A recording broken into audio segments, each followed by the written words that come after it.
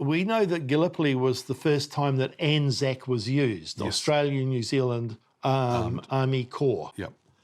And in Gallipoli, the Australians and the New Zealanders operated separate headquarters because temperamentally they had nothing in common.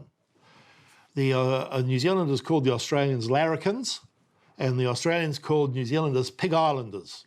That was the sort of level of endearment, you know. But I guess in the fire of battle, they began to develop a camaraderie.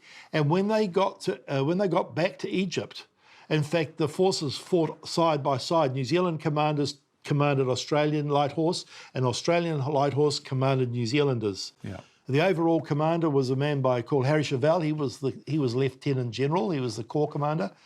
But the New Zealander,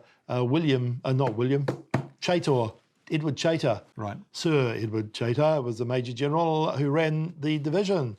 And these two men, one a Queenslander, one a Marlborough man, Nelsonian really, they got on so well because they were both temperamentally alike and they were both farming, you know. Yeah. So there was unity at the high level of command, and it drew the New Zealanders and Australians through this whole period very closely together. I mean, the only times New Zealanders and Australians should be at each other's throats is during the Bledisloe Cup. Sure. He said that's the only time. But it's sometimes a lack of the knowledge of this combined history.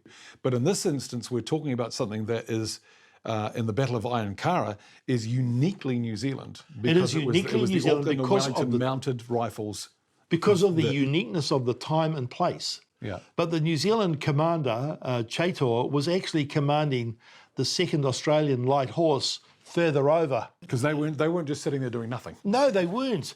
When the New Zealanders arrived, the mayor of the town that they were in came out with a cask of wine. It's told in the regimental stories, and he said, "This is a gift from the oldest civilization in the world to the youngest." Ah, nice.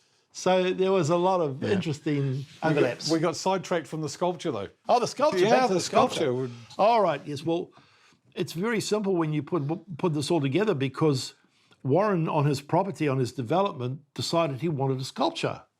And it was about the time of the World Cup rugby. Yep. So they'd seen some of these silver fern type things, and Warren thought, oh, that looks good. So he had it made out of high-grade aluminium.